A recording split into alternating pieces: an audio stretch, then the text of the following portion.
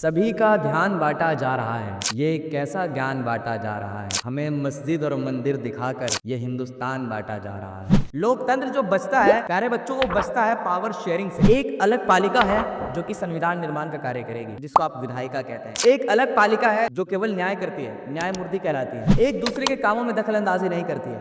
तीन प्रकार की सरकारों की बात करते हैं। आप सरकार को कितने स्तर पर पाते हैं? तो आप देखेंगे एक केंद्र की सरकार है, एक राज्य की सरकार है और एक प्रांतीय सरकार, जिसको आप पंचायत व्यवस्था कहते हैं। हमारे संविधान में किसी भी भाषा को राष्ट्रभाषा का दर्जा नहीं दिया गया है। हिंदी को राजभाषा माना है। 73वां संशोधन गाँव के लिए था, जो ग्रामीण इलाके हैं उनके 74वां संशोधन शहरों के लिए था। 1947 से लेकर के 1992 चुनाव नहीं होते थे। पंचायत के चुनाव में 1/3 हिस्सा किसके लिए? महिलाओं के लिए आरक्षण दे दी गई है। सभी का ध्यान बांटा जा रहा है। ये कैसा ज्ञान बांटा जा रहा है? हमें मस्जिद और मंदिर दिखाकर ये हिंदुस्तान बांटा जा रहा है। तो चलिए बच्चों, आज के इस चैप्टर का नाम है संवाद। आज के इस चैप्टर में हम देखेंगे किस प्रकार से भारत एक अपनी एक सबसे अच्छी व्यवस्था के साथ भारत अब तक लोकतंत्र बचा करके रखता है। लोकतंत्र जो बचता है प्यारे बच्चों, वो बचता है पावर शेयरिंग से। क्योंकि आपने इससे पहले के चैप्टर सत्ता की साझेदारी क्यों जरूरी है, उस चैप्टर में जाना है कि क्यों नहीं, किस प्रकार से श्रीलंका के अंदर सत्ता की साझेदारी नहीं होती और उस देश के अंदर आप देखते हैं कि पूरा का पूरा गृह युद्ध हो जाता है। हिंदुस्तान उसका विपरीत है, जो अपने उदाहरणों के साथ आगे बढ़ रहा है। देखेंगे इस चैप्टर के अंदर संवाद में कि किस प्रकार से हमारे देश के अंदर पावर शेयरिंग की जाती है या फिर संवाद किया जाता है। ठीक है, संवाद का अगर आप अर्थ निकालते हैं तो बस ये कि किस प्रकार से सत्ता का बंटवारा किया जाता है। क्योंकि हमारे देश के संविधान निर्माताओं ने देखा था, जाना था, जानते थे कि हमारे देश में सत्ता को एक हाथ में नहीं देनी है। इस वजह से हमारे देश की पूरी सत्ता अलग अलग हाथों में, अलग अलग अंगों में विपरीत कर दी गई, बांट दी गई है। तो चलिए बच्चों, आज हम शुरू करेंगे चैप्टर। बहुत ही प्यारा चैप्टर है, बहुत ही खूबसूरत चैप्टर है। चैप्टर का नाम है संवाद। शायरी अच्छी लगे तो कमेंट जरूर कर दिया करो यार। चलिए देखते हैं। पिछले अध्याय में हमने बेल्जियम और श्रीलंका के उदाहरणों के माध्यम से सत्ता की साझेदारी के विषय में अध्ययन किया, जहां हमने देखा कि बेल्जियम में 1993 में संविधान संशोधनों के माध्यम से लोगों को सत्ता में साझेदारी प्रदान की गई एवं विभिन्न टकरावों को सुलझा लिया गया, जबकि श्रीलंका ने इसके विपरीत कार्य किया, जिसके कारण श्रीलंका को गृह युद्ध जैसी स्थितियों का सामना करना पड़ा। देखिए बच्चों, कैसा आपने देखा, दो उदाहरण देखे थे सत्ता की साझेदारी में कि बेल्जियम के अंदर सत्ता की साझेदारी हो जाती है तो वहां पे गृह युद्ध नहीं आता है। गृह युद्ध होने से पहले ही सत्ता में बंटवारा दे जाए। सत्ता का मतलब जो वो एक देश की जितनी भी पावर्स हैं, भाई निर्णय कौन लेगा, संविधान कौन बनाएगा, संविधान लागू कौन करेगा, ये सत्ता होती है, ये पावर्स होते हैं। अब इन पावरों का बंटवारा करना ही सत्ता की साझेदारी कहलाती है। कि हमारे देश के अंदर एक अलग पालिका है जो कि संविधान निर्माण का कार्य करेगी, ठीक है, जिसको आप विधायिका कहते हैं। ये सारी की सारी चीजें पढ़ेंगे। एक अलग पालिका है जो केवल न्याय करती है, न्यायमूर्ति कहलाती है। एक दूसरे के कामों में दखल अंदाजी नहीं करती है। तीन प्रकार की सरकारों की बात करते हैं। हम पुलिस सिस्टम की बात करते हैं तो पुलिस के पास भी अपनी शक्तियां हैं। तो ये जो शक्तियां का बंटवारा हो रखा है, ये जो शक्तियों का बंटवारा हुआ है, इसी वजह से हमारे देश के अंदर कभी भी श्रीलंका जैसी हमारे देश के अंदर स्थिति पैदा नहीं होती है कि किसी भी राज्य के अंदर या फिर पूरे देश के अंदर गृह युद्ध जैसी स्थिति पैदा हो। तो ये क्यों हुआ? क्योंकि हमारे देश के अंदर एक व्यवस्था को अपनाया गया है जिसको आप कहते हैं फेडरलिज्म, यानी कि संघवाद। संघीय शासन व्यवस्था में सत्ता का वितरण दो या दो से अधिक स्तरों पर किया जाता है। संघीय शासन में सवाल आ गया, भाई पूछ लिया एक नंबर में कि संघीय शासन व्यवस्था में बताइए, कि सत्ता का वितरण कितने भागों में करेंगे? तो दो या दो से अधिक स्तरों पर किया जाता है। हमारे देश में कितने स्तरों में सरकार बांटा गया है? सत्ता की साझेदारी कितनी स्तरों पर की गई है? 3 स्तरों पर देखेंगे। कार्यपालिका है, न्यायपालिका है और विधायिका है। ठीक है, आप सरकार को कितने स्तर पर पाते हैं? तो आप देखेंगे एक केंद्र की सरकार है, एक राज्य की सरकार है और एक प्रांतीय सरकार, जिसको आप पंचायत व्यवस्था कहते हैं। तो हम देखते हैं कि हमारे यहाँ जो संघीय व्यवस्था को अपनाया गया, कौन सी व्यवस्था? ये देखिए, ये जो यहाँ पे लिखा हुआ है संघीय व्यवस्था, इसी को हम कहते हैं फेडरलिज्म।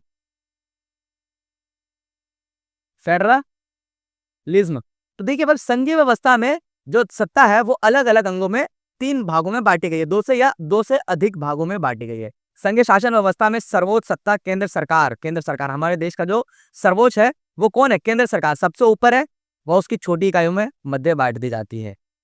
हमारे सबसे, देखो सत्ता में कहते हैं ना भाई, सबसे बड़ा पार्टी, मतलब कि सबसे बड़े जो सत्ता में सबसे ज्यादा शक्तियां किसके पास होती हैं? तो जो केंद्र में होते हैं। ठीक है, फिर राज्य की शक्तियों को भी अपने अपने अधिकार मिले हुए।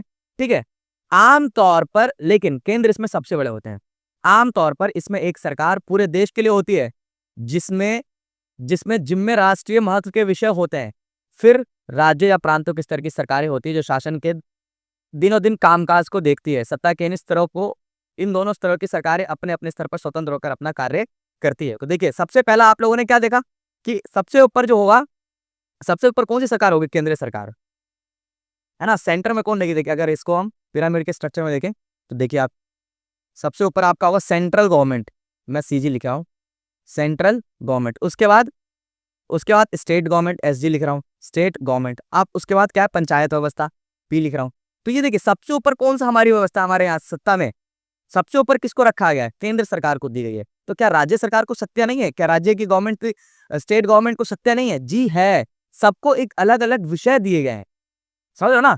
इसी को हम क्या कह रहे हैं? फेडरलिज्म कह रहे हैं। इसी को हम कह रहे हैं कि भाई हमारे देश के अंदर क्या है? संघवाद की व्यवस्था को अपनाया गया है, ठीक है ना। जब आप बड़ी क्लास में जाओगे तो संघवाद के लिए बहुत सारे आपको आर्टिकल्स भी दिखेंगे कि कौन कौन से अनुच्छेदों में रखा गया है। अभी फिलहाल तो आप लोग छोटी क्लास में, तो फिलहाल इतना जानिए कि संघवाद व्यवस्था क्या है, संघीय व्यवस्था किसको कहा जाता है। चलिए बच्चों, तो अगला टॉपिक है हम लोगों का कि हम देखेंगे सत्ता के अंदर सवाल बहुत पूछा जा सकता है। ये संघीय शासन व्यवस्था की प्रमुख विशेषताएं बताइए। संघीय शासन व्यवस्था की प्रमुख विशेषताएं बताइए। तो आप सबसे पहले मूल उद्देशिक क्षेत्रीय विविधताओं का सम्मान करते हुए देश की एकता सुरक्षा को बढ़ावा देना, है ना भाई। हर क्षेत्र को एकता बनाए रखने के लिए, हर क्षेत्र में एकता बनाए रखने के लिए हम क्या करें भाई? सरकार अलग, उन सरकारों को भी हम अधिकार दें। सरकार दो या दो से अधिक स्तरों वाली होनी चाहिए, इसकी विशेषता है। संघीय व्यवस्था की विशेषता है अलग अलग स्तरों की सरकार द्वारा एक ही नागरिक पर समूह पर शासन करना, समझ रहे हो। आगे, सरकारों के अधिकार क्षेत्र संविधान में स्पष्ट रूप से वर्णित हो।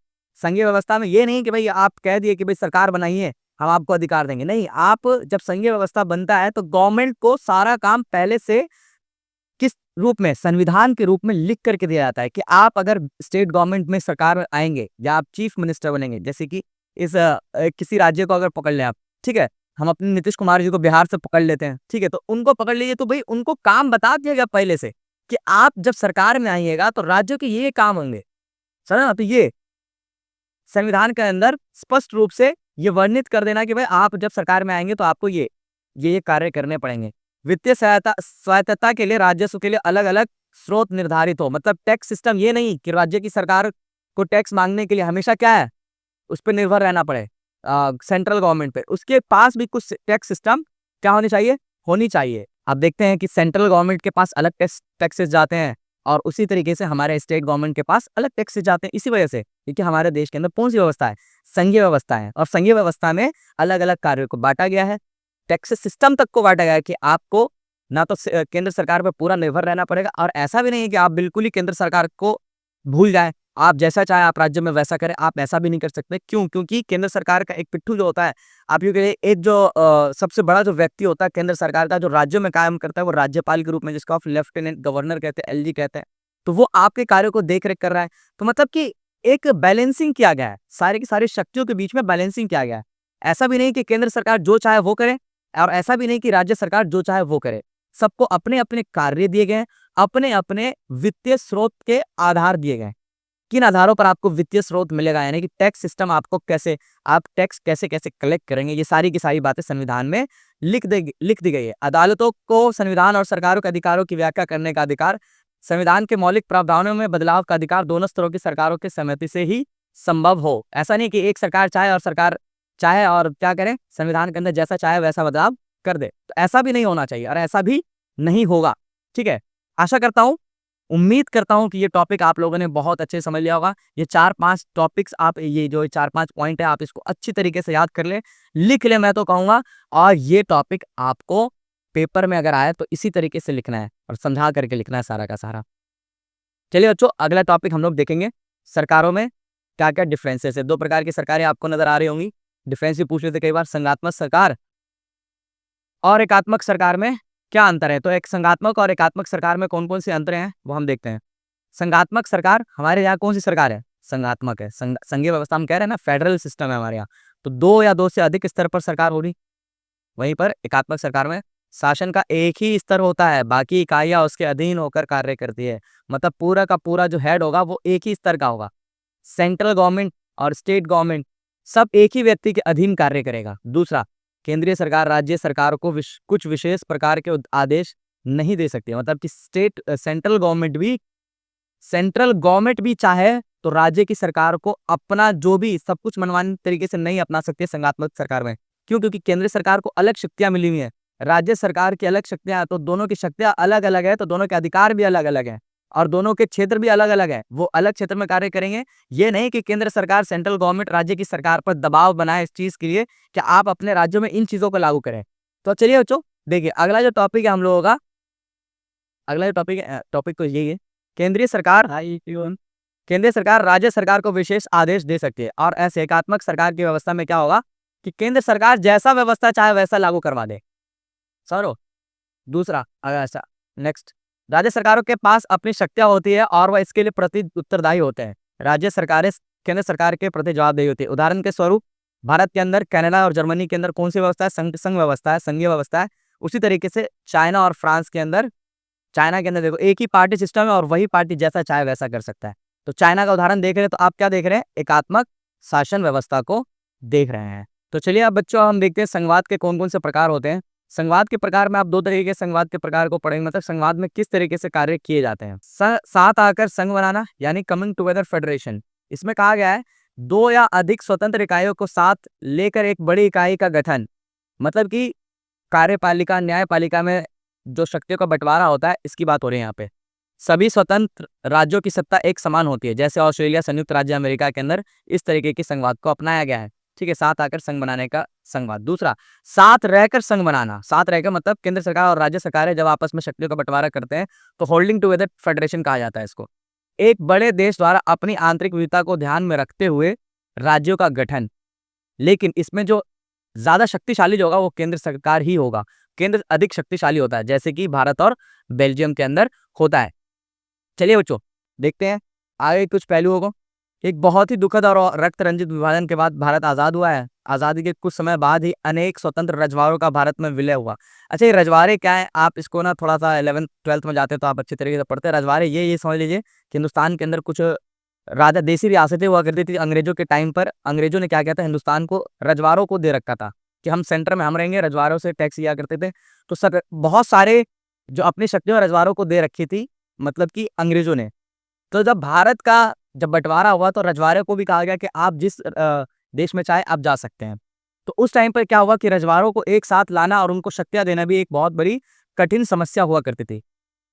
संविधान में स्पष्ट रूप से केंद्र और राज्य सरकारों के बीच की विधायी अधिकारों के 3 हिस्सों में बांट दिया गया है। ये 3 इकाइयां सूचियां इस प्रकार है, 3 हिस्सों में बांटा गया है। मतलब कि जितनी भी शक्तियां हैं वो 3 प्रकार के लिस्टों में दे दी गई है। 3 अलग अलग लिस्टों में उन शक्तियों का बंटवारा कर दिया गया है और उन सूचियों को हम कहते हैं, सबसे पहला जो सूची है आपका वो होता है आपका संघ सूची, जिसको आप यूनियन लिस्ट कहते हैं। संघ सूची जिसके अंदर केवल केंद्र सरकार ही कानून बना सकती है, जैसे कि बैंकिंग का मामला हो। कौन कौन से मामले होते हैं इसमें?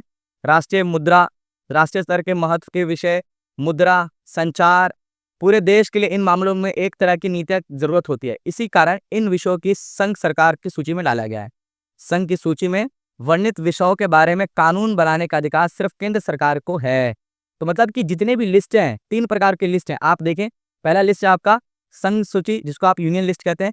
यूनियन लिस्ट जिस पर केवल अधिकार किसका है? तो केवल अधिकार आपका केंद्र सरकार पर है। दूसरा है आपका स्टेट लिस्ट।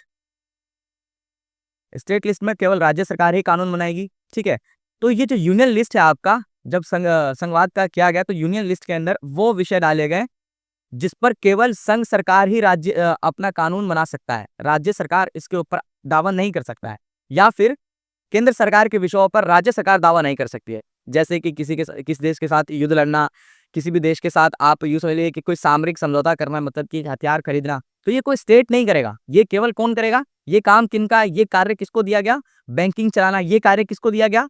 हमारे देश के अंदर सेंट्रल गवर्नमेंट को दी गई। तो संघ सूची में आप देखेंगे इसमें 97 टॉपिक से पहले अब इसको बढ़ा करके कितने कर दिए गए? 100। तो सवाल अगर आ जाए कि कितने लिस्ट, मतलब कि संघ सूची में कितने प्रकार के विषयों को डाला गया, तो आप 100 प्रकार के विषयों को पढ़ते हैं कि संघ सूची को कितने विषय दिए गए।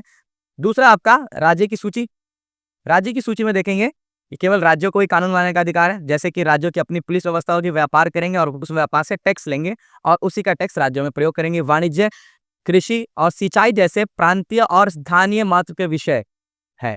यानी कि किस राज्य के अंदर सड़क बनाना, लाइट्स लगवाना, ये सारे किसके विषय हैं? ये सब राज्य के विषय हैं।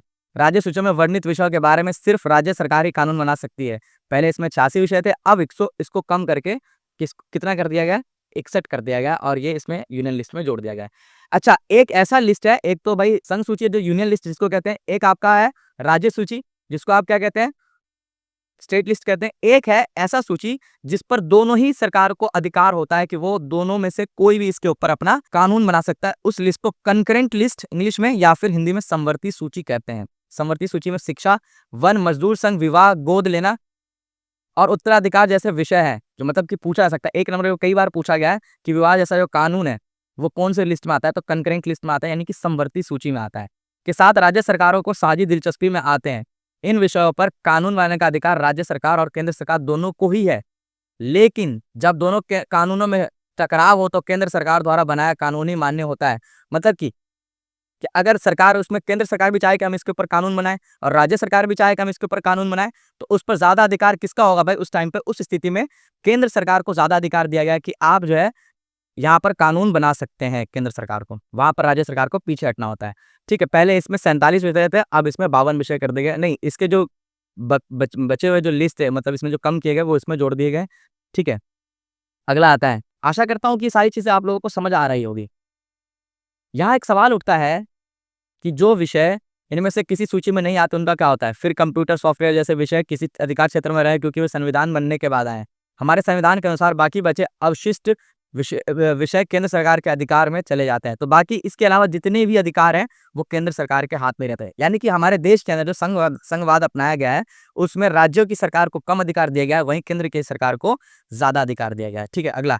केंद्र और राज्य सरकारों के बीच सत्ता का यह बंटवारा हमारे संविधान की बुनियादी बात है। अधिकारों के इस बंटवारे के बदलाव करना आसान नहीं है। अकेले संसद इस व्यवस्था में बदलाव नहीं कर सकती है। कोई आसान काम नहीं है कि भाई इस लिस्ट को चेंज कर दीजिए। केवल संसद इसके ऊपर बदलाव, कानून नहीं ला सकती है। ठीक है, राज्यों का भी उसके अंदर अपना एक होता है ना कि मत होना चाहिए कि हम भी हाँ चाहते हैं कि भाई ये विषय इनमें होना चाहिए या वो विषय इनमें होना चाहिए। ठीक है, ऐसे किसी भी बदलाव को पहले संसद के दोनों सदनों में 2/3 हिस्से के बाद बहुमत से मंजूर किया जाना होता है, फिर कम से कम आधे राज्यों की विधानसभाओं में उसे मंजूर करवाना होता है। तो अगर आ जाए सवाल के अंदर कि भाई किस प्रकार से इन सूचियों में बदलाव किया जा सकता है, तो भाई संसद के अंदर एक बिल लाया जाएगा, बिल के ऊपर वोटिंग होगी, फिर वहां पे पास होने के बाद ये राज्यों की विधानसभाओं में वोटिंग होगी, उसके बाद इनके अंदर चेंजेस संभव है। शक्तियों के बंटवारे के संबंध में कोई विवाद होने की हालत में फैसला उच्च न्यायालय और सर्वोच्च न्यायालय में ही होता है। सरकार चलाने और अपनी जिम्मेदारी का निर्वाह करने के लिए जरूरी राजस्व उगाही के संबंध में केंद्र और राज्य सरकारों को कर लगाने और संसाधन जमा करने का अधिकार है। मतलब कि इन सारे चीजों को भाई इनको बजट भी तो चाहिए ना, पैसा भी तो चाहिए ना, तो दोनों के पास एक डिफरेंट बजट है। एक यूनियन बजट होता है, एक स्टेट बजट होता है। स्टेट के पास अपना बजट कहाँ से आता है, अपना पैसा कहाँ से आता है, तो वो भी एक प्रकार का टैक्स अपने राज्यों में रहने वाले लोगों के ऊपर लगाते हैं। राजस्व का मतलब होता है टैक्स, तो वो भी एक प्रकार का टैक्स अपने लोगों पर लगाता है। ठीक है, जैसे कि आप इसमें कह लीजिए भाई मतलब शराब के ऊपर जो टैक्स लगता है तो राज्य का अलग से, उसके ऊपर पेट्रोल के ऊपर टैक्स लगता है तो राज्यों का भी पैसा होता है और उसमें केंद्र का भी पैसा होता है। तो टैक्स भी दोनों सरकार को मिलता है और दोनों सरकार को अलग अलग विषय पर कानून बनाने का अधिकार भी दिया गया है। तो चलिए बच्चों, अब हम देखेंगे अगला जो टॉपिक है हमारा वो है भाषाई राज्य। अच्छा, भाषाई राज्यों का टॉपिक जो ये हम क्यों पढ़ रहे हैं, क्योंकि हमारे देश के अंदर जब देश बना था तो देश के अंदर एक बहुत बड़ी जो घटना देखने को आई थी वो ये था कि देश के अंदर गृह युद्ध आने वाला था। क्यों होने वाला था? क्योंकि हमारे राज्यों का गठन नहीं हो पाया था। तो हमारे देश के जो राज्य हैं उनको भी अधिकार चाहिए थे भाई, क्योंकि भाई 1952 तक, 1951-52 तक राज्य, 1947 में भारत आजाद हुआ, राज्य अब तक नहीं बनाए गए थे। तो लोग उग्र आंदोलन करने लगे थे, लोग उग्र हो चुके थे, कहीं कहीं पर हिंसक घटनाएं भी होने लगी थी। तो उस टाइम पर हमारे देश के अंदर जो राज्यों का गठन है वो किस आधार पर की गई? भाषा के आधार पर की गई। तो ये भी क्या है? ये भी तो एक पावर शेयरिंग का ही तो पावर शेयरिंग ही तो हो रहा है। श्रीलंका में देखेंगे तो सिन्हली भाषा का जो वर्चस्व है, क्यों? क्योंकि वहां पे पावर शेयरिंग नहीं हो रही है।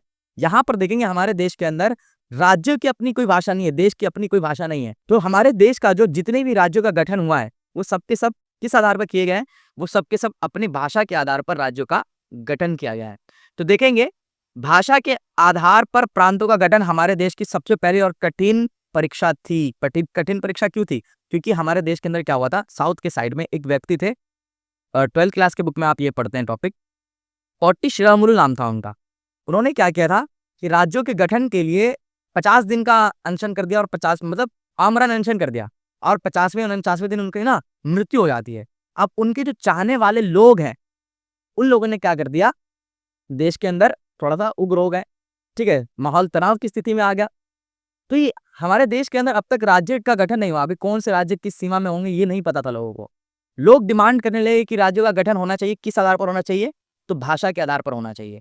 तो हमारे इस वजह से हमारे देश में जितने भी राज्य बनाए गए हैं, आज भी जितने भी हैं, तो वो सब के सब किस आधार पर किए गए हैं?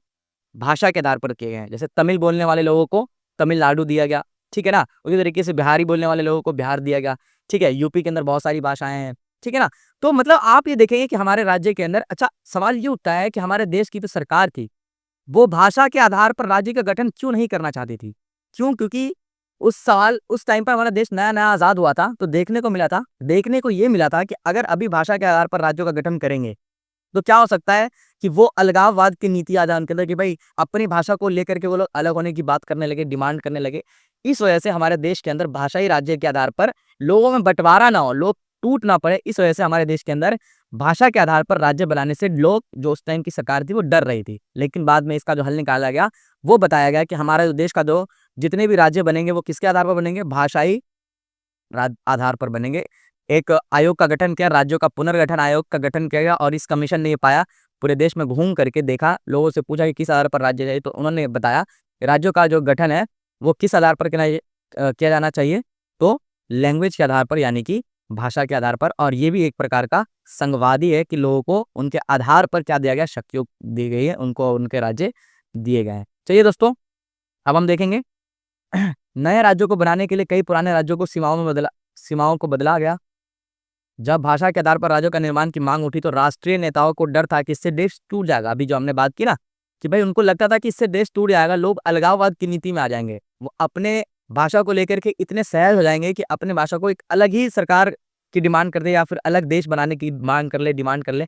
इस वजह से अब तक 1951 तक 1952 तक हमारे देश के अंदर राज्यों का गठन नहीं किया गया था। लेकिन जैसे ही वो घटना होती है साउथ के साइड में, पोटी श्रीरामुलु वाली, जब वो मृत्यु हो जाती है उनकी, तो फिर एक कहते हैं आगजनी स्टार्ट होती है पूरे देश के अंदर। तो आगजनी की वजह से हमारे देश के अंदर राज्यों का जो पुनर्गठन है, वो किस आधार पर किया गया? वो किया गया भाषाई आधार पर। देखते हैं, केंद्र सरकार ने कुछ समय के लिए राज्यों को पुनर्गठन को टाला, मतलब राज्यों को बनाने से बचे। परंतु हमारा अनुभव बताता है कि देश ज्यादा मजबूत और एकीकृत हुआ। तो भाषा के आधार पर जो सरकार डर रही थी कि भाषा के आधार पर राज्यों को तोड़ेंगे, राज्यों को बनाएंगे तो देश टूट जाएगा, राज्यों को तोड़ेंगे नहीं, देश टूट जाएगा, भाषा के आधार पर अगर राज्यों को बनाएंगे तो देश टूट जाएगा, इसका विपरीत हुआ। हमारे देश की जो स्थिति है वो क्या हुई? मजबूत हुई, और ज्यादा एकीकृत हो गए, और ज्यादा यूनिटी आ गई हमारे अंदर। अपने अपने राज्य के होते हुए, अपने अपने भाषा के होते हुए भी हम लोगों ने देश को सर्वोपरि रखा। ठीक है बच्चों, प्रशासन भी पहले की अपेक्षा सुविधाजनक हुआ है भाषा के आधार पर बनने के बाद। कुछ राज्यों का गठन भाषा के आधार पर ही नहीं, बल्कि संस्कृति, भूगोल व निर्जातीयता, एथनिसिटी की विविधता को रेखांकित एवं महत्व के देने के लिए किया गया है। तो कुछ राज्यों का जो गठन है, जैसे कि मिजोरम कह लीजिए, तो उनकी जो एथनिसिटी है, या फिर नॉर्थ ईस्ट के जो स्टेट्स हैं, उनको उनका जो राज्य बना करके दिया गया है, वो केवल भाषा के आधार पर नहीं दिया गया है, उनकी क्या कहते हैं, कल्चर के आधार पर भी उनको राज्य बना करके दिया गया। वो सेम कल्चर को फॉलो करने वाले लोग हैं, ठीक है। एक और टॉपिक आता है आपका कि भाई देश के अंदर भाषा नीति कौन सी अपनाएगी, तो हमारे देश की कौन सी भाषा रहेगी, भाषा नीति, लैंग्वेज की क्या पॉलिसी रही। भाषा नीति को अगर आप देखेंगे, भारत के संघीय ढांचे की दूसरी परीक्षा भाषा की नीति को लेकर है कि भाई देश के अंदर जितना भी कामकाज होगा, देखो आज भी हमारे देश के अंदर क्या है, भाषा को लेकर के एक बहुत बड़ा विवाद खड़ा हो जाता है, ठीक है। नॉर्थ ईस्ट के लोग हैं, उनको भी भाषा के चक्कर में भाई कौन सी भाषा बोलते हैं, उनको अच्छी नज़र से नहीं देखा जाता है। कई चीज़ों में आप कॉलेज वगैरह जाएंगे तो देखेंगे कि उनके साथ एक भेदभाव देखने को मिलता है। इसी तरीके से आप यूपी बिहार के हैं तो आप जाइए, आप साउथ के साइड में आपको देखने को मिलेगा, आए दिन इनसे घटनाएं देखने को मिलती है। मुंबई के अंदर कुछ लोग बिहार के लोगों को मार रहे हैं कि भाई आप बिहारी क्यों हैं, आप यहाँ क्यों आए हैं। तो एक भाषा जो हमारे देश के अंदर एक क्या है, एक बहुत कहते हैं ना कॉम्प्लिकेटेड मुद्दा है। तो इसको कैसे हल किया गया, ठीक है, तो देखते हैं। हमारे संविधान में किसी भी भाषा को राष्ट्रभाषा का दर्जा नहीं दिया गया है। Point to be noted my Lord. बच्चा पार्टी इसको देखिए, टिक लगाइए और लिखिए कि हमारे राष्ट्रभाषा की कौन सी राष्ट्रभाषा है। तो हमारे देश की राष्ट्रभाषा हिंदी नहीं है। कहीं तुम सोच रहे हो कि भाई हिंदी होगा, नहीं है भाई। हिंदी को राजभाषा माना गया। राजभाषा और राष्ट्र की भाषा अलग होती है। मतलब राज का भाषा क्या है, जितने भी काम काज होंगे वो कौन से होंगे, भाषा में होंगे, हिंदी में होंगे माना गया है। पर हिंदी सिर्फ 40% लगभग भारतीयों की मातृभाषा है, इसलिए अन्य भाषाओं के संरक्षण के अनेक दूसरे उपाय किए गए। ठीक है ना। ये देखिए, केवल 40% हिंदुस्तान के जो लोग हैं, 60% लोग जो है हिंदी को जानते ही नहीं है, पढ़ना ही नहीं जानते। सोच सकते हो कि हिंदुस्तान के अंदर 60% लोग, तो भाई तो उनकी भाषाओं का भी तो ख्याल रखना होगा ना। तो उनकी भाषाओं को भी संविधान के अंदर लिखा गया अनुसूचित भाषा के रूप में। संविधान के अंदर ये भाषाओं को अनुसूचित भाषा के रूप में लिखा गया। जैसे कि आप चले आइए, केरल की भाषा का हो गया अनुसूचित भाषा, कह लीजिए अनुसूचित भाषा में रखा गया। बिहार के अंदर मिथिलांचल की जो भाषा वो मैथिली भाषा है, तो उनको अनुसूचित भाषा में रखा गया है। भोजपुरी देख लीजिए, ठीक है, मगही देख लीजिए, उसके बाद यहाँ अवधी देख लीजिए, ठीक है ना। तो इन भाषाओं को अनुसूचित भाषा, कितने भाषाओं को रखा गया, 21 भाषाओं को अनुसूचित भाषा का दर्जा दिया गया है। हिंदी के अलावा कितने, 21। अगर एक नंबर का सवाल आ जाए कितने भाषाओं को अनुसूचित भाषा का दर्जा दिया गया है, तो भाई आपको आंख मूंद करके नहीं लगाना है, देख करके लगाइएगा। आंख मूंद करके लगाइएगा भाई, ऐसा थोड़ी होता है। ठीक है। केंद्र सरकार किसी पद उम्मीदवार इनमें से किसी भाषा की परीक्षा में दे सकता है, बशर्ते उम्मीदवार का विकल्प के रूप में चुने हो। मतलब आप किसी भी भाषा में आप पेपर वगैरह दे सकते हैं। जो भी बड़े जो एग्जाम्स होते हैं वो आप बहुत सारी भाषाओं, जैसे यूपीएससी हो गया, बहुत सारी और भी जो एग्जाम्स होते हैं, आप किसी भी भाषा में आप उस पेपर को दे सकते हैं। ठीक है ना। आप अपनी भाषा में पेपर को दे सकते हैं। क्यों? क्योंकि हमारे देश की कोई अपनी भाषा नहीं है, सभी भाषाओं को यहाँ मान्यता दी गई है। राज्यों को भी अपनी राजभाषाएं हैं, है ना। राजभाषाएं मतलब राज्यों की अपनी अपनी भाषाएं हैं। जैसे कि राजस्थान की राजस्थानी होगी, राजस्थान लोगों की राजस्थानी होगी, बिहार के लोगों की भोजपुरी होगी। राज्यों का अपना अधिकांश काम अपनी राजभाषा में ही होता है। ठीक है।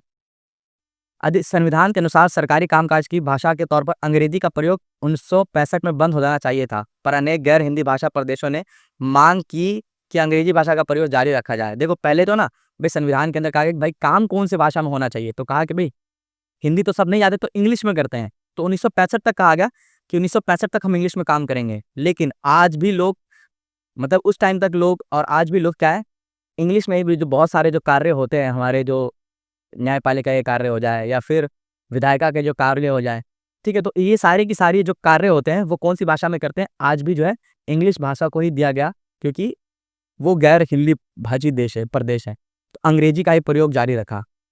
देखिए अगला टॉपिक है, तमिलनाडु में तो इस मांग ने उग्र रूप ले लिया था। मैंने बताया ना पोटीश्वरम का कहानी। केंद्र सरकार ने हिंदी के साथ साथ अंग्रेजी को राजकीय कामों को प्रयोग की नीति में अनुमति देकर इस वाक्य को सुलझाया, है ना। कि हिंदी के साथ साथ इंग्लिश में भी काम होंगे सारे के सारे, और इस मामले को सुलझाया। अनेक लोगों का मानना था कि समाधान से अंग्रेजी भाषा को विभाजन को लाभ पहुंचेगा। राजभाषा के रूप में हिंदी को बढ़ावा देने की भारत सरकार की नीति बनी हुई है, पर बढ़ावा देने का मतलब यह नहीं कि केंद्र सरकार उन राज्यों पर भी हिंदी थोप सकती है जहां लोग कोई हिंदी बोलने वाले ही ना हो। तो उन राज्यों में ऐसा नहीं है कि सरकार चाहे तो उनके ऊपर ये भाषा थोप दे। समझ लो। नेक्स्ट हमारा, भारतीय राजनेताओं ने इस मामले में जो लचीला रुख अपनाया, उसी से हम श्रीलंका जैसी स्थिति में पहुंचने से बच गए। देखिए भाषा के आधार तक लोगों को क्या दिया गया है, संवाद दिया गया है, उनको अधिकार दिए गए हैं। भाई आप जिस भाषा के हैं, आपके राज्य के अंदर कार्य भी होंगे उसी भाषा में होंगे, आपकी सुनवाई भी होगी उसी भाषा में होगी, आपकी पढ़ाई भी होगी उसी भाषा में होगी। ठीक है ना। और राज्यों में जाइएगा तो हर राज्यों का पेपर भी होता है, उस प्रॉपर टॉपिक का और सब्जेक्ट का प्रॉपर पेपर भी होता है। जैसे कर्नाटका देख लीजिए तो कर्नाटक के जो भाषा के अंदर, कन्नड़ भाषा के अंदर उनका एग्जाम होता है। ठीक है ना। देखिए बच्चों, अब हम देखेंगे नेक्स्ट जो टॉपिक है हमारा, वो देखेंगे हम केंद्र और राज्यों के संबंध। देखिए केंद्र और राज्य के संबंध, इस टॉपिक में हम क्या पढ़ने वाले हैं। हमारे देश के अंदर केंद्र और राज्यों को अलग अलग शक्तियां दी गई हैं, तो क्या इनके बीच में कभी कॉन्फ्लिक्ट नहीं होता है? जी बिल्कुल होता है। और उसी कॉन्फ्लिक्ट को हम इसमें पढ़ने वाले हैं कि कैसे संबंध है उनके, क्या इनके बीच में आपस में मनमुटाव पैदा नहीं होता है? बिल्कुल होता है। क्यों? क्योंकि अगर केंद्र सरकार में अगर दूसरी पार्टी है और राज्य सरकार में दूसरी पार्टी है, तो कई बार राज्य सरकार ये इल्जाम लगाती है कि जो केंद्र सरकार है वो कार्य नहीं करने दे रही। क्यों? क्योंकि जो राज्यों के अंदर, जो विधानसभाओं के अंदर एक व्यक्ति होता है राज्यपाल, जो किसका व्यक्ति होता है, वो केंद्र सरकार का व्यक्ति होता है। और राज्यपाल ही किसी भी बिल के ऊपर साइन करेगा तो ही जाकर के राज्य के अंदर कोई भी कानून बनेगा। तो कहते हैं केंद्र सरकार के ऊपर इल्जाम लगाते हैं कि राज्य उनको कार्य नहीं कर देती है। ठीक है, उसी प्रकार से राज्य केंद्र पर सरकार भी राज्यों पर ये निशाना साधती है कि ये राज्य काम नहीं कर रहा है। वो राज्य के अंदर चुनाव हुआ है, चुनाव के वक़्त बड़ी-बड़ी बातें की लेकिन इन्होंने काम नहीं किए। तो केंद्र और राज्यों के संबंध किस स्थिति में मनमुटाव की स्थिति में आते हैं? जब केंद्र में किसी और की पार्टी हो और राज्यों में किसी और की पार्टी हो। ठीक है ना? जैसे कि अगर आप भारत के परिप्रेक्ष्य में देख लें, तो देख लीजिए आप बंगाल के अंदर एक तृणमूल कांग्रेस की पार्टी है और केंद्र में बीजेपी की पार्टी है। ठीक है? तो ये दोनों आपस में क्या है, आज भी देखेंगे अभी चुनाव होने वाले हैं 2026 में वहाँ पे, तो देखे होंगे कि केंद्र सरकार राज्यों की सरकारों पे, लेकिन केंद्र सरकार दिल्ली पे नहीं बोलती है कभी। क्यों नहीं बोलती? क्योंकि दिल्ली में तो उन्हीं की सरकार है, केंद्र की सरकार है। ठीक है ना? तो केंद्र राज्य के संबंध में उस वक़्त मनमुटाव आता है जिस स्थिति में केंद्र और राज्यों में अलग-अलग सरकारें होती है। तो इसी संबंध को हम इस टॉपिक के अंदर पढ़ने वाले हैं। सत्ता की साझेदारी की संवैधानिक व्यवस्था वास्तविकता में कैसा रूप लेगी, यह ज्यादातर इस बात पर निर्भर करता है कि शासक दल और नेता किस तरह की इस व्यवस्था को अनुसरण करता है। मतलब कि किस तरीके से हमारे देश के अंदर संवैधानिक व्यवस्था चलेगी, ये इस बात पर निर्भर करता है कि हमारे जो देश के जो राजनेता है, जो भी पॉलिटिक्स जो करते हैं, जो लोग पॉलिटिक्स करते हैं, जो पॉलिटिशियंस हैं, वो किस तरीके से हमारे देश को चलाते हैं, हमारे देश को अपने संविधान के प्रति वफादार रहते हैं। वो इस पे डिपेंड करता है संवैधानिक व्यवस्था कि हमारे देश के अंदर संविधान कितने अच्छे से लागू होगा। जितना वो लॉयल रहेंगे अपने संविधान के प्रति, उतना ज्यादा देश के अंदर फायदा होगा। काफी समय तक हमारे यहाँ एक ही पार्टी का केंद्र और अधिकांश राज्यों में शासन रहा है, कांग्रेस पार्टी की बात हो रही है यहाँ पर। इसका व्यवहारिक मतलब यह हुआ कि राज्य सरकारों ने स्वायत्त संघीय इकाई के रूप में अपने अधिकारों का प्रयोग नहीं किया है। ठीक है, जब केंद्र और राज्य में अलग अलग दलों की सरकार रही तो केंद्र सरकार ने राज्यों के अधिकारों को अनदेखा करने की कोशिश की। मैंने बताया ना कि राज्यों का क्या एक कहते हैं ना कि राज्य क्या सवाल करते हैं, सवाल उठाते हैं वो केंद्र सरकार के ऊपर। वो यही सवाल उठाते हैं कि भाई केंद्र सरकार उनको क्या नहीं करने दे रही है, अपने शक्तियों का प्रयोग नहीं करने दे रही है। केंद्र सरकार कौन, किनको? राज्य की सरकारों को और उनके अधिकारों को क्या कर रही है? अनदेखा, सर इग्नोर कर रही है। ठीक है, लेकिन जब सरकार सत्ता में केंद्र के अंदर और राज्यों के अंदर किसकी होगी? एक ही पार्टी की, जैसे कांग्रेस की रहा करती थी। तो पहले तो नहीं था कि कोई सरकार के खिलाफ बोलता ही नहीं था। राज्यों के अंदर कोई काम हो रहा है नहीं हो रहा है किसी को फर्क, क्योंकि भाई केंद्र में भी तो आप ही की सरकार है, आप चाहे तो सरकार चलाइए। ठीक है, तो कहने का मतलब यह है कि जब राज्यों के अंदर किसी और की सरकार हो और केंद्र के अंदर किसी और की सरकार हो, तो उस स्थिति में केंद्र और राज्य के संबंध थोड़े खटास में नजर आते हैं। उन दिनों केंद्र सरकार अक्सर संवैधानिक प्रावधानों का दुरुपयोग करके विपक्षी दलों की राज्य की सरकारों को भंग कर देती थी और मतलब शक्तियों का दुरुपयोग क्या करती थी उन दिनों, जब जिस तरीके के उन दिनों जब एक दल का प्रभुत्व था, तब की बात हो रही है यहाँ पर। ठीक है, कांग्रेस पार्टी की बात हो रही है यहाँ पर। यह संघवाद की भावना के प्रतिकूल काम था। 1990 के बाद से यह स्थिति काफी बदल गई, क्योंकि 1990 के बाद से कोई भी सरकार एक सरकार नहीं बनी है, गठबंधन की राजनीति स्टार्ट हुई है। इस अवधि में देश के अनेक राज्यों में क्षेत्रीय दलों का उदय हुआ।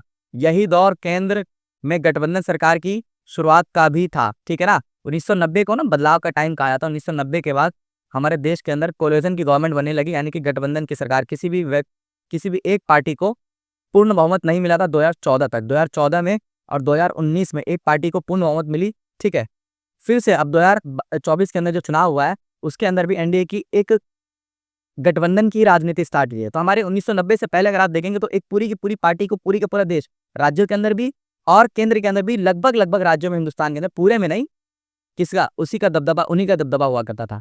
ठीक है, तो ये एनडीए जो है ये बीजेपी के साथ जो अलायंस है, नेशनल डेमोक्रेटिक अलायंस इनको कहा जाता है। ठीक है, ये आज भी गठबंधन की शुरुआत की वजह से हुआ है, क्योंकि किसी एक दल को लोकसभा में स्पष्ट बहुमत नहीं मिला। स्पष्ट मतलब कि जितनी सीटें चाहिए बहुमत के लिए उतना सीट नहीं लेकर क्या पाए, तो उन लोगों ने क्या किया, गठबंधन की राजनीति स्टार्ट की। क्षेत्रीय दलों को समेत कई पार्टियों का गठबंधन सरकार बनानी पड़ी। इसमें सत्ता और साझेदारी के राज्य सरकारों की स्वतंत्रता का आदर करने की नई संस्कृति पनपी। देखिए, तो किसी एक पार्टी को जब बहुमत ही नहीं मिल रहा है, तो जो पार्टी सत्ता में है, जो केंद्र में है और राज्यों में भी उसकी सरकार अगर बनानी है, तो उसको दूसरे सरकारों के साथ क्या करना पड़ता था? गठबंधन करना पड़ता था।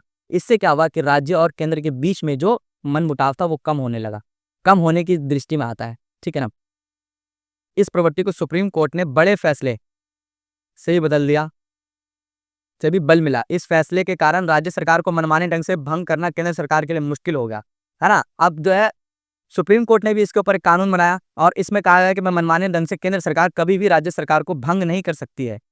भंग मतलब कि खत्म नहीं कर सकती है।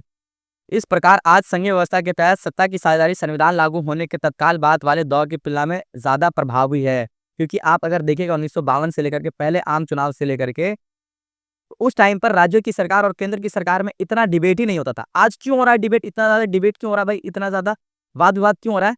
क्योंकि आज किसी भी सरकार को एक पूर्ण बहुमत नहीं मिले, गठबंधन हो रही है। तो गठबंधन में क्या हो रहा है, किसको अधिकार मिल रहा है, नहीं मिल रहा है, ये सारी की सारी बातें आती हैं, समझ ना। तो आज के टाइम पर देखेंगे तो संघीय व्यवस्था जो हम संघवाद को कह रहे हैं, जो हम पढ़ रहे हैं कि शक्तियों का बंटवारा हुआ, उस टाइम पे ज्यादा अच्छे तरीके से पता नहीं चल रहा। लेकिन आज केंद्र में अलग अलग सरकारें हैं, राज्यों में अलग अलग सरकारें हैं, तो आज ज्यादा अच्छे तरीके से समझ पाते हैं कि भाई केंद्र को अलग शक्तियां मिली हुई है और राज्य को अलग शक्तियां मिली हुई, यही बात कहा जा रहा है यहाँ पे। आज संघीय व्यवस्था के तहत सत्ता की सारी संविधान लागू होने के तत्काल बाद वाले दौर की तुलना में अगर आप तुलना करें उस दौर को और इस दौर को देखें, तो आज के टाइम पर ज्यादा प्रभावी है, बहुत ज्यादा इफेक्टिव है ये टॉपिक। आज के लिए ये बहुत ज्यादा क्या है, इफेक्टिव है। देखते हैं नेक्स्ट टॉपिक है। दिसंबर 1992 में भारतीय संसद ने संविधान के 73वें और 74वें संशोधन को मंजूरी प्रदान कर दी। और 73वां और 74वां संशोधन जो है पंचायती व्यवस्था को दर्शाता है। भाई पंचायती व्यवस्था, पंचायती राज को आप देखेंगे दर्शाता है। पंचायती राज, पंचायती कहते हैं ना कि गांव के अंदर मुखिया है, हमारे चच्चा हमारे मामा जो है मुखिया है, हमारे गांव के चच्चा जो है विधायक है, विधायक कह रहा हूँ, प्रधान है। तो ये पंचायती राज को जोड़ा गया।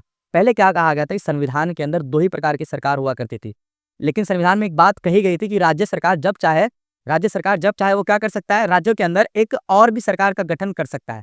तो ये गठन जो होना स्टार्ट हुआ 1992 संविधान का संशोधन 73वां संशोधन गांव के लिए था, जो ग्रामीण इलाके हैं उनके लिए, ठीक है। वहां पर कौन सी सरकार, पंचायती राज का गठन होगा, जिला परिषद वगैरह होंगे। उसी के साथ साथ 74वां संशोधन शहरों के लिए था।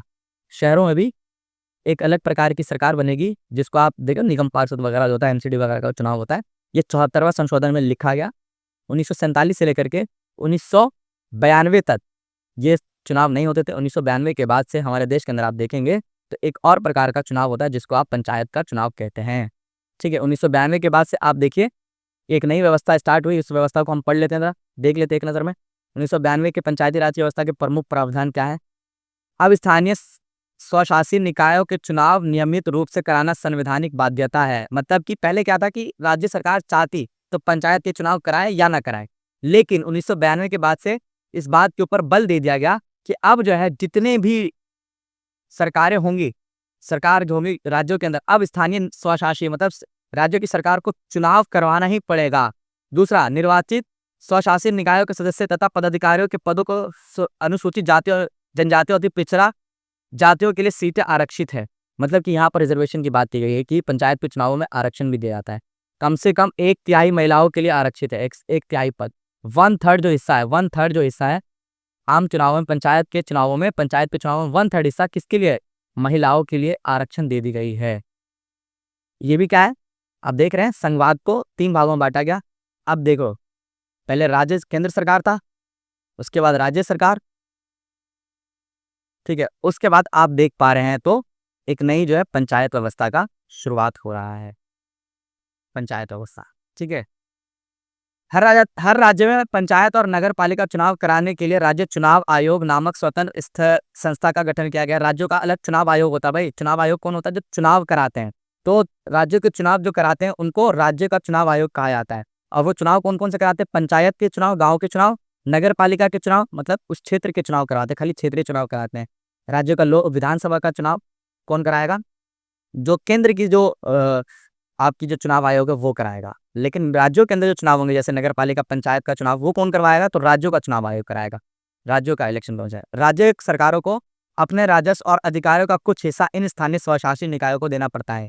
तो मतलब पंचायत व्यवस्था को अगर सरकार ने एक व्यवस्था बनाई है जिसको पंचायती राज कहते हैं, तो भाई इनको भी चलाने के लिए क्या चाहिए? खर्च। इनका भी, ये भी तो खर्च करेंगे। भाई सरकार में अगर आएंगे, इनके पास अगर शक्तियां होंगी कुछ कुछ, जैसे गांव के अंदर छोटे मोटे स्कूल खुलवा देना, है ना, छोटे मोटे टेलरिंग सिखाने के लिए बच्चों को, लड़कियों को टेलरिंग का ज्ञान देने के लिए, लड़कियों को कंप्यूटर का ज्ञान देने के लिए, ये सब जो है, जो विधायक है, जो प्रधान है गांव का, वो क्या करेगा? तो उनको पैसा तो चाहिए, अपने घर से थोड़ी लगाएगा पैसा। तो उसको पैसा कौन देता है? उनको पैसा देता है राज्य सरकार। देखिए राज्य सरकार को पैसा कहाँ से आ रहा है? राज्य सरकार को पैसा हम लोग भर रहे हैं। तो इनको जो पैसा देता है वो कौन देता है? राज्य सरकार देता है, एक बजट के तहत, फंड के तहत, ठीक है। हमारे देश के अंदर हम लोगों ने कहा था शक्तियों का जो बंटवारा होता है 2 तरीके से होता है। एक होता है हॉरिजॉन्टल और एक होता है क्षैतिज। एक होता है वर्टिकल और एक होता है क्षैतिज। तो वर्टिकल और क्षैतिज में हम लोग डिफरेंस देख लेते हैं दोस्तों।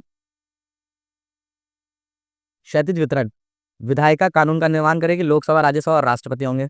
कार्यपालिका कानून का क्रियान्वयन करेगी, प्रधानमंत्री और मंत्रिपरिषद तथा नौकरशाही। न्यायपालिका, और यही व्यवस्था हमारे यहाँ है, ठीक है ना, यही व्यवस्था हमारे यहाँ है। तो हमारे देश का सवाल आया कि हमारे देश के अंदर कौन सा वितरण है, तो आप लोग कहिएगा कि क्षैतिज वितरण है, जिसके अंदर 3 पालिकाओं में संविधान के कार्यों को, मतलब देश के कार्यों को बांटा गया, शक्तियों को बांटा गया है। पहला कौन सा है, विधायिका होगी, वह सरकार जो क्या बनेगी, कानून निर्माण का कार्य करेगी, ठीक है, जैसे MP MLA हो गया, लोकसभा के सदस्य, राज्यसभा के सदस्य, राष्ट्रपति इस पर प्रॉपर लास्ट साइन करेगा।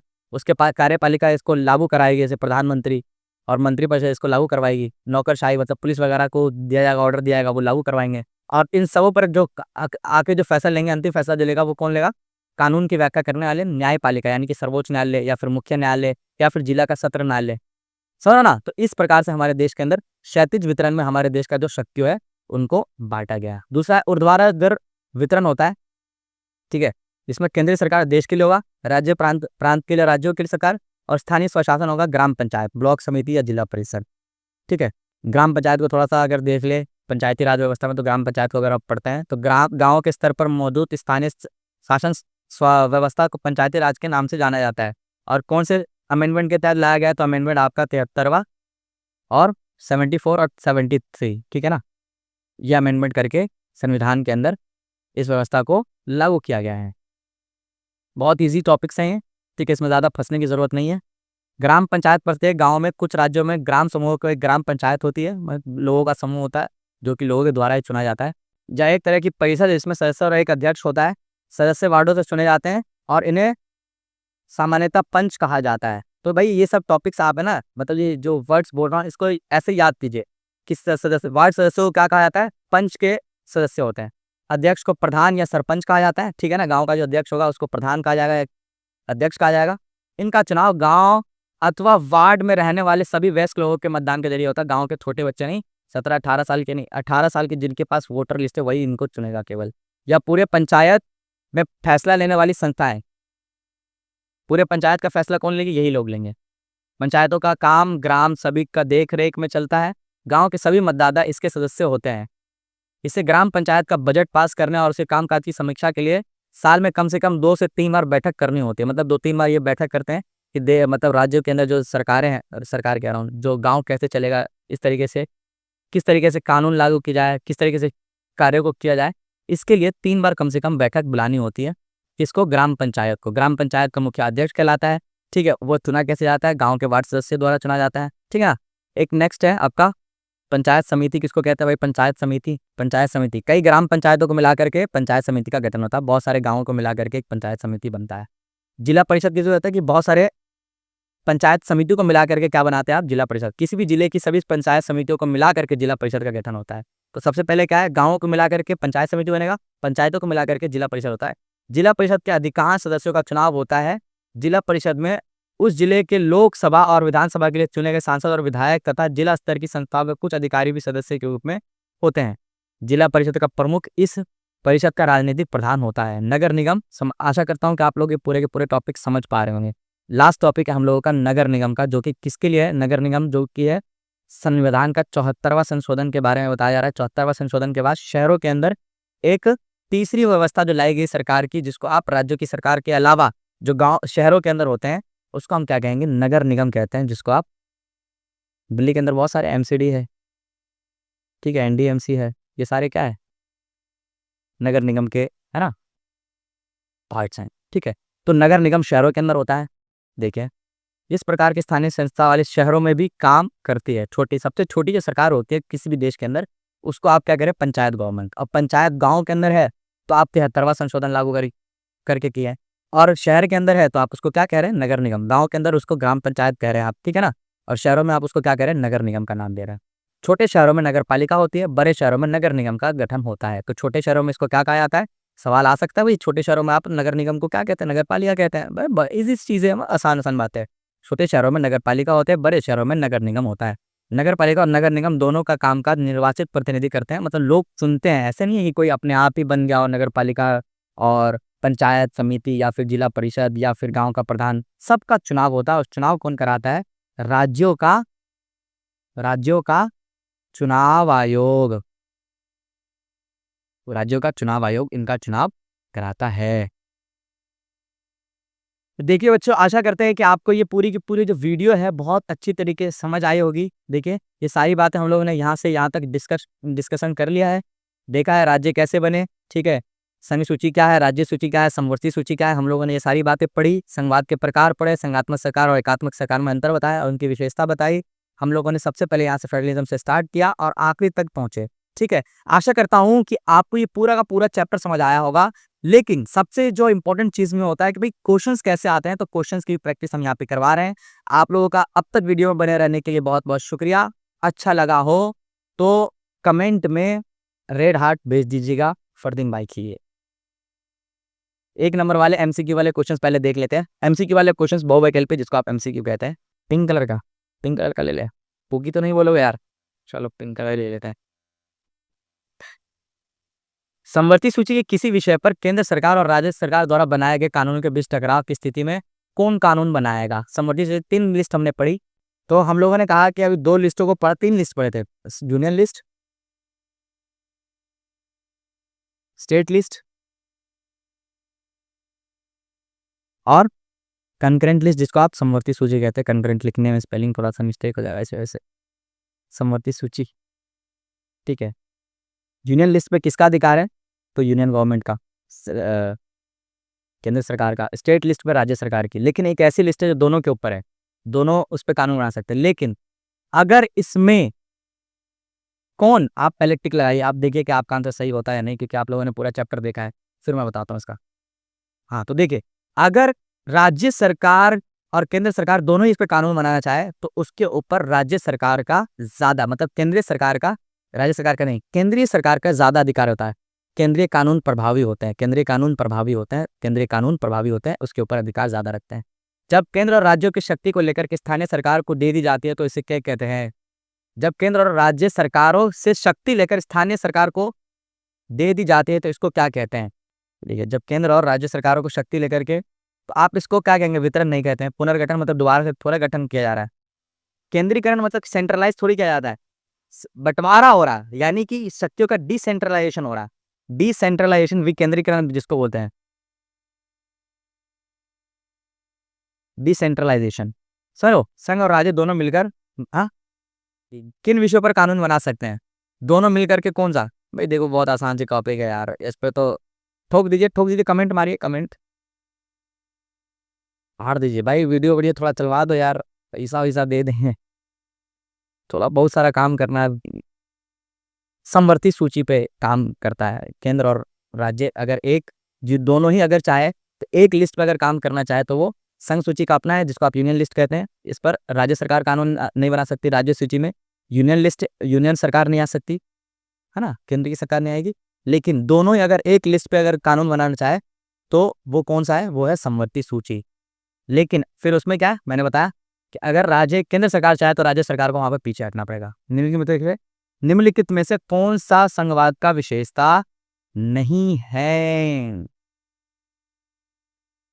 ये तो है सरकार का दो से अधिक स्तर, ये तो है सरकार के विभिन्न स्तर का एक ही नागरिकों का नियंत्रित करते हैं, बिल्कुल है भाई। एक ही सरकार, भाई एक ही व्यक्ति के ऊपर विभिन्न विभिन्न स्तर, मतलब पंचायत के लोग भी उसी लोगों पर राज करते हैं, राज्य के लोग भी, राज्य सरकार जो चलाते हैं वो भी उन्हीं लोगों पर राज करते हैं, और केंद्र के लोग भी उसी लोगों पर राज करते हैं, उन्हीं लोगों पर राज करते हैं।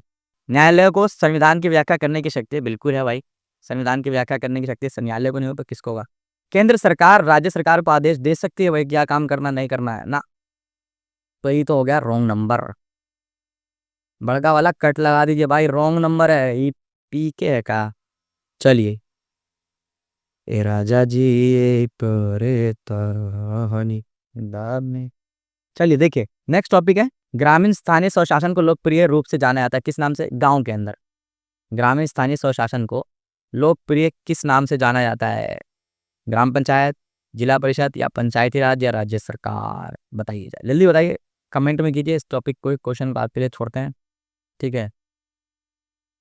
अब ऐसा मत कीजिए कि भाई जो नहीं समझ आ रहा है सर जी छुड़वा रहे हैं, ऐसा कुछ नहीं है भाई, ठीक है, हमको पता है सब चीज़ें, पढ़ करके पढ़ा रहे हैं, ऐसा नहीं है। क्वेश्चन नंबर 6, भारतीय संघ की भाषा नीति के संबंध में निम्नलिखित कथनों पर विचार कीजिए। बताइए, हिंदी को राजभाषा के रूप में मान्यता दी गई है? राजभाषा के रूप में मान्यता दी गई है ना भाई। हिंदी में कार्य होंगे। हिंदी के अलावा किस अन्य भाषाएं जिन्हें अनुसूचित भाषाओं के रूप में मान्यता दी गई है? बिल्कुल दी गई है। राज्य सरकारी परियोजनाओं के लिए हिंदी भाषा के साथ साथ अंग्रेजी का भी प्रयोग किया जा सकता है। तो 1, 2 और 3 तीनों। निम्नलिखित में से कौन से देशों का समूह एक साथ आने वाले संघ का उदाहरण है? कमिंग टुगेदर फेडरेशन दिखा दो बच्चा लोग, देख लीजिए किसका उदाहरण है कमिंग टुगेदर फेडरेशन। ये देखिए, कमिंग टुगेदर फेडरेशन का उदाहरण कौन है? ऑस्ट्रेलिया है, संयुक्त राज्य अमेरिका है, यूएसए और अमेरिका कमिंग टुगेदर फेडरेशन का उदाहरण है। बताइए, अमेरिका और USA, Spain Australia, USA Switzerland Australia, Bharat USA और बेल्जियम। बताओ किस पे टिक लगाया जाए? कमिंग टुगेदर फेडरेशन का उदाहरण है। बताइए, भारत पे लगा दे? Switzerland Australia, Bharat Belgium Australia, USA Spain Australia, Bharat USA और बेल्जियम पे लगता है। ठीक है, तुम लोग देख करके लगाना। चलिए कीजिए। बैंकिंग किसके सूची में बैंकिंग है? कानून और व्यवस्था शिक्षा किसके में? शिक्षा राज्य की सूची में है। अवशिष्ट विषय ये है। ठीक है, अब क्या बच गया? समवर्ती सूची, कानून और व्यवस्था। तो क्या है? पहले का 3, ए का 3, ए का 3 ये है, यहाँ भी है। ठीक है, फिर बी का फर्स्ट ये इसी में है। बी का फर्स्ट, ए का 3, 2 से पता चलेगा बात खत्म। देख लीजिए कुछ क्वेश्चंस आप लोग प्रैक्टिस के लिए रख लो भाई। होल्डिंग टुगेदर फेडरेशन का अच्छा उदाहरण बताइए। संविधान संशोधन के समय में कौन सा कथन असत्य है? 1/4 पद महिलाओं के लिए आरक्षित है, 1/3 है भाई, ये तो असत्य ही है। 1/3 है, 1/4 नहीं है। कथन रैशनल रीजनिंग के क्वेश्चन देख लेते हैं। कहा गया है, कथन ये है कि 1992 में संविधान में संशोधन करके विकेंद्रीकरण की दिशा कोई बड़ा कदम उठाया गया। बिल्कुल किया गया भाई, ये कथन है। ठीक है, ये क्या है? 73वां 74वां संशोधन की बात हो रही है आपके। 73वां अमेंडमेंट और 74वां संशोधन समझते हो कि नहीं भाई साहब? अमेंडमेंट का होता था संविधान के अंदर बदलाव करना। ठीक है, तो 73वां 74वां के बारे में कहा गया है। क्या गलत है? तो ये तो है खैर। कारण क्या है?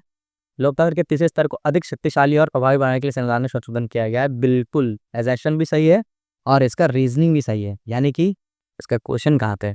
ए और बी दोनों सत्य है और सेट व्याख्या करता। ठीक है, और बी ये दोनों ही सही है, तो आप इसके नहीं टिक लगाइए और घर आइए। ठीक है, अगला कुछ क्वेश्चन आपको दिखा देता हूँ, फिर 1, 2, 4, 5 नंबर के क्वेश्चन आपको दबा देता हूँ। एजेशन रीजनिंग के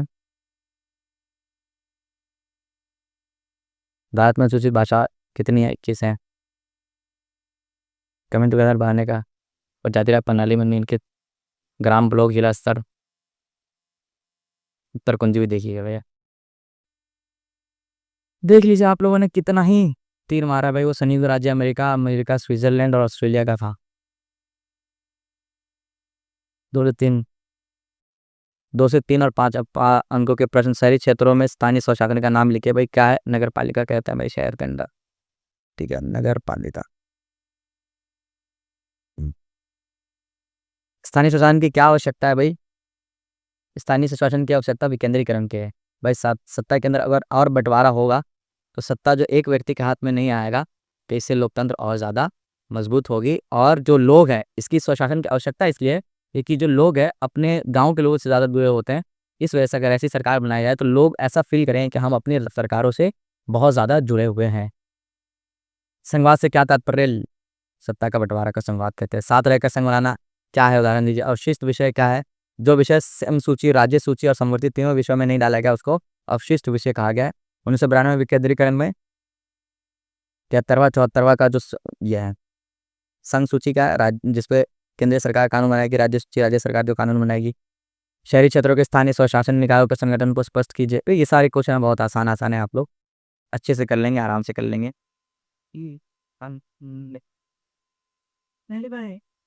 चलिए, तो आशा करता हूँ कि ये वीडियो आपने अंत तक देखा।